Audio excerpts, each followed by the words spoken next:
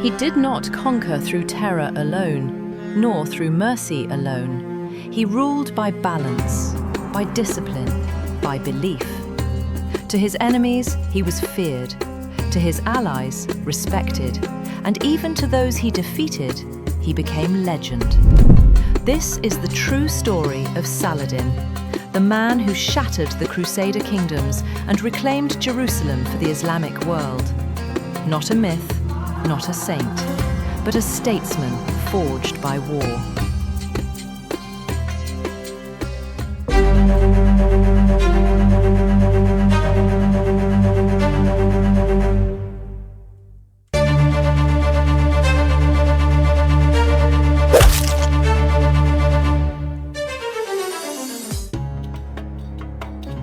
Saladin was not born into royalty. He was born in 1137 or 1138 in Tikrit to a Kurdish family serving regional rulers. His father, Ayyūb, and his uncle, Shirkuh, were military commanders, loyal, disciplined, pragmatic. Saladin's early life was not shaped by glory, but by administration, religion, and restraint. He studied theology, law, governance. By his own admission, he did not love war in his youth. But history had other plans. Saladin's rise began not in Jerusalem, but in Egypt. In the chaos between Crusaders, Fatimids, and rival Muslim powers, his uncle Shirkuh seized Cairo. When Shirkuh died in 1169, Saladin, young, underestimated, was appointed Vizier of Egypt. Many expected him to fail. Instead, he dismantled the Fatimid Caliphate, restored Sunni rule, and transformed Egypt into the economic and military heart of his future empire. This was not conquest by sword alone. It was patience, organization, and absolute control of supply and loyalty. Saladin was becoming more than a general. He was becoming a ruler. Saladin understood one brutal truth. Jerusalem could not be retaken while the Muslim world remained divided. Step by step, he brought Egypt, Syria, Mesopotamia, and Arabia under his authority, sometimes by war, often by diplomacy, always with calculation. He presented himself not as a tyrant, but as the defender of Islam. Not perfect, not universally loved, but undeniably effective.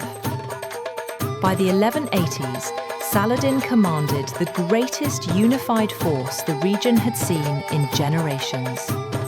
And now he turned his eyes west. In 1187, near the horns of Hattin, Saladin faced the Crusader armies of Jerusalem. He did not rush. He cut off water. He forced movement under the sun. He waited. The Crusader army collapsed. King Guy was captured. The relic of the true cross was taken. The military power of the Kingdom of Jerusalem was broken forever. This was not a heroic clash of equals. It was a strategic execution. Saladin had won. Jerusalem now stood defenseless.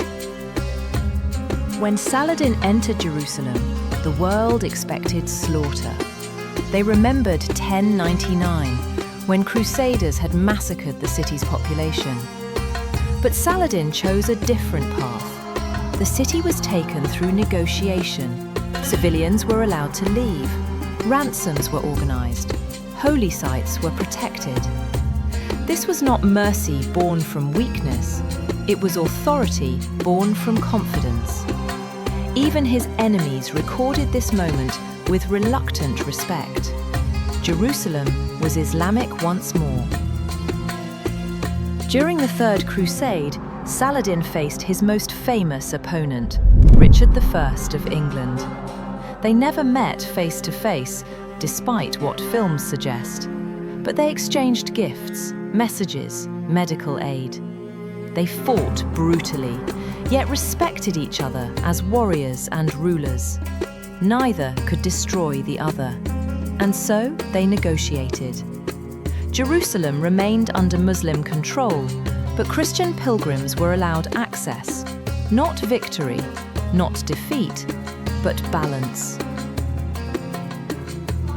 Saladin died in 1193 in Damascus. He left behind no treasure. So little money remained that his family struggled to pay for his burial. A ruler of empires who died almost poor. His legacy is complex. He was not flawless. He was not gentle. He waged war without hesitation. But he ruled with discipline, restraint, and vision. Saladin became legend not because he was perfect, but because he proved that power does not require cruelty alone. In an age of holy war, Saladin stood as something rare, a conqueror remembered not only for what he took, but for how he ruled.